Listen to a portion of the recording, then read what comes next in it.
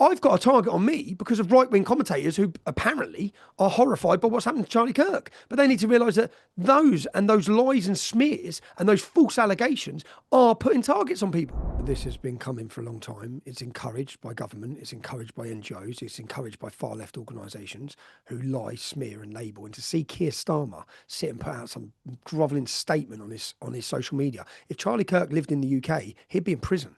If Charlie Kirk would be one of the men that Keir Starmer put a target on, calling him far right, calling him racist, calling him extreme, calling him Islamophobe. Now, anyone who's sitting thinking now that they shouldn't host a debate, that they shouldn't go to a college, that they shouldn't speak out, that they shouldn't go to a protest, that will dampen and leave and darken the legacy the man leaves. What you now need to do is stand up. Now is the moment to stand up. Now is the moment to exercise your free speech. Now is the moment to speak truth to power. Now is that moment. It's not a moment where you back down. Don't let them be successful in there. Don't let this barbarian and this murdering bastard who shot an innocent man dead in front of his family, don't let them win. And you will let them win. Freedom of speech is not just a political right, it's a biblical right. And it's based and it's principled in truth, responsibility and courage. And that is the courage that Charlie Kirk spoke about. Tommy Robinson, in July 2018, Charlie Kirk posted, Sadiq Khan is trying to lecture the world on free speech while Tommy Robinson is locked in a London prison for speaking his mind. He knew, Tommy, what was going on here before virtually anyone else. You appeared on his show last year. Where were you when you heard the news? I was sat at my mum's with Tyler Olivier, the American YouTuber. I was sat doing an interview and I was looking at my phone and it popped up, Charlie Kirk shot. I said, Charlie Kirk's just been shot. And then obviously we were waiting to see, and then I saw the video, and then I think as soon as I saw the video, we knew he'd be dead when he saw the video. And what do you think in that moment? What did I think? Yeah. I'll be honest. I'll be totally honest with you. I thought my kids because I knew what they're going to think. And as soon as I then looked down at my phone, I saw my children's names all popping up because I knew that, I don't know, recently when I was in prison, Salwan Mamika was executed in an assassination in Sweden. And I'd made a video called Save Salwan, where I travelled out to speak to him because I knew he was going to be assassinated.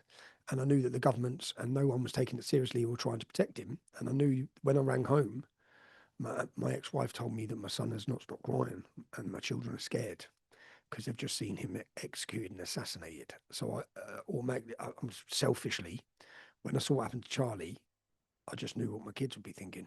They'd be thinking, that could happen to their dad.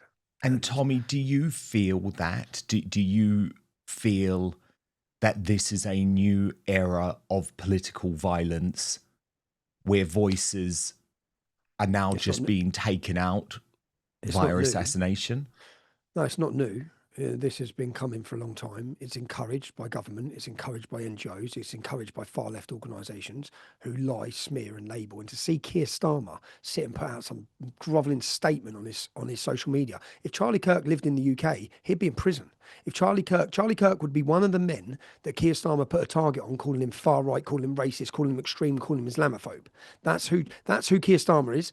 Charlie Kirk, I think only now we're about to realise the legacy this man's about to leave. We're only going to see he was probably one of the greatest that's ever lived. When you listen to him, the influence he had, the peace that he brought, he would sit down and debate in the most professional fashion with anyone. He talked to everyone and he was lovely and kind and there was nothing that he had. Like with me, I've led street protest movements, I've challenged Islam, I've confronted it head on. Charlie just held debates. He held debates, but I think because of his level of influence, and I'm grateful because he has stood up for me when I look through the things he said for me. I think now if I was telling people, because I've just sat down with a podcast host who said that it made him think because he was meant to have a college debate. You see the legacy that Charlie talked about and will leave. And he spoke about courage. And he spoke about having courage even when you're fearful. Now, anyone who's sitting thinking now that they shouldn't host a debate, that they shouldn't go to a college, that they shouldn't speak out, that they shouldn't go to a protest, that will dampen and leave and darken the legacy the man leaves. What you now need to do is stand up. Now is the moment to stand up. Now is the moment to exercise your free speech. Now is the moment to speak truth to power. Now is that moment. It's not a moment where you back down. It's not. My messages are inundated, absolutely inundated here, with people telling me to be careful, be careful. What about Saturday? Maybe don't go, maybe this. That is the total wrong message. The moment now is to go. It's more people now need to come out. Freedom of speech is not just a political right, it's a biblical right. And it's based on, and it's principled in truth, responsibility and courage. And that is the courage that Charlie Kirk spoke about. Let him and his life be an inspiration to bring courage. And you see when he spoke about faith and how he wants to be remembered, let it bring people to Christianity. Let it make people search for the truth. Let his life, and I'm watching and looking at the videos of his wife and his children. And the attack on this and the encouragement. And do you know now we're seeing people celebrate his death? And then we're seeing the Democrats, I'm seeing them boo and refuse to recognise and pay some respect. What you're going to witness this Saturday is 1 million people going to pay respect and gratitude to Charlie Kirk and to America, to all of them. We will make sure that his death and his life is honoured in London on Saturday. I just don't really think, I think for us all to take it in and see that a target was put on Charlie Kirk and a target is put on all of us, and it's put on us by governments. It's put on us by media, where what they do is they radicalise the public into thinking the person that may have killed him, we will soon to find out, I guess, and hopefully find out. But the people who attack us, the people who threaten us, a lot of the time they think they're making the world a better place. Mm-hmm. And they're doing that because their targets have been put on all of us. Justifications, dehumanising. And they've been allowed to do it. Do you know, like, we sit here, I was deplatformed from YouTube. Jihadists have got YouTube. Mm-hmm. I'm taken off of social media. The Muslim Brotherhood have got a Facebook account. It's like the unfair playing field where one side encourages political violence and police don't enforce laws. They sit back and they allow it to happen. The attacks on Republican figures, on commentators. But I think now, what I'd say to anyone, if you're scared, do not let his death be for nothing, because he demanded and encouraged courage. He demanded and encouraged people to stand up and speak the truth, regardless of consequence. Regardless of consequence. And the worst thing we could be thinking right now is, I'm not going to go because I'm scared. That leaves no legacy. His legacy is that hopefully he inspires people to stand up, to speak, to show courage. And I just think that, look, and I understand the fear. I sat there last night thinking about all of this as it was coming through, thinking about what it's like for his children who stood there and watched him bleed out. And what it's like for his family, his wife. What must it have been like for them to see that? And then obviously, again, selfishly, what it may be like for my mum now worrying about this. What it's probably like for lots of people's mothers, for their families, for their kids. But I just know that now is not the time. Now is the moment. Now has to be the turning point. Now has to be the time when you do stand up, when you don't back down, when if you've been worried and you've been fearful, you get up and you go. You go to London, you attend the demonstration, you continue the debates, you continue speaking out. Don't otherwise. You see what they've done? This attempt, continued attempts, is to put fear into you, is to silence you, is to prevent you speaking. You don't let them be successful in there. Don't let this barbarian and this murdering bastard who shot an innocent man dead in front of his family, don't let them win. And you will let them win if you stop speaking. You will let them win if you decide not to go there in case this happens. That's not how we live. Mm-hmm. That's not how we live, and it's not how we can allow ourselves to live in fear. It doesn't mean you're not going to be scared. I just think only now we will realise what a great he was. Only now Absolutely. As people... And Tommy, he understood what was going on in the United Kingdom. I'm not sure if you're aware of this, but his last live stream, which was broadcast on his X account. Islam is going to be used. Is that it? Islam is going to be used by the left. And it was headlined, "The Death of Britain."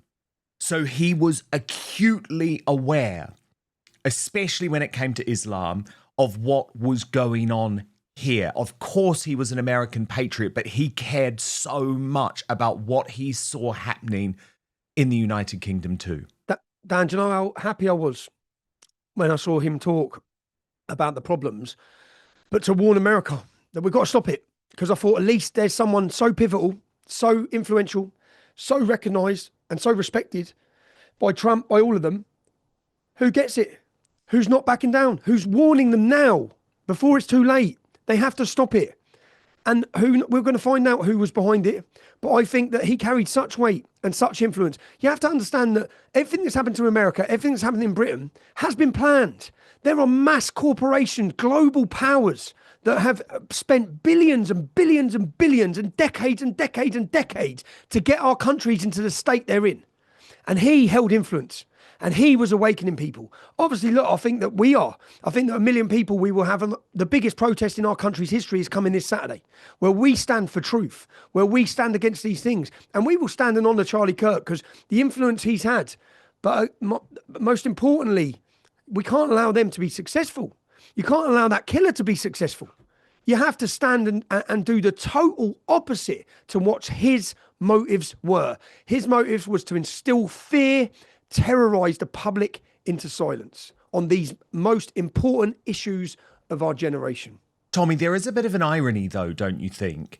Seeing the UK right unite over Charlie Kirk, which is obviously a very good thing, but these are people who consider you persona non grata, who consider you as someone who cannot be discussed in polite society, who must remain cancelled. Yet your message is hand in glove with what Charlie Kirk was saying. But first, did you know that low libido is often a sign that your body is out of balance, and poor sleep and chronic stress are two of the biggest culprits? When you're underslept, your levels of testosterone, estrogen, and dopamine all drop, crushing your mood, energy, and sex drive. Add elevated cortisol to the mix, the stress hormone that spikes when you're burned out, and your body goes into survival mode. It shuts down everything non-essential, including desire. Your body isn't broken, it's just exhausted. That's why I use Evening Bean by Verso. It's made with clinically studied ingredients shown to reduce stress and anxiety, lower cortisol, and calm the nervous system. It also supports your body's natural ability to regulate hormones, improve mood, and even boost libido. Because when you sleep better, your whole body functions better, including the systems that support connection and intimacy. After taking Evening Bean, I see myself being able to fall asleep faster and stay asleep all night. If I wake up in the middle of the night, I can fall back to sleep. So click the link in the show description or head on over to evening.ver.so/outspoken. Use the coupon code outspoken at checkout to save 15% on your first order.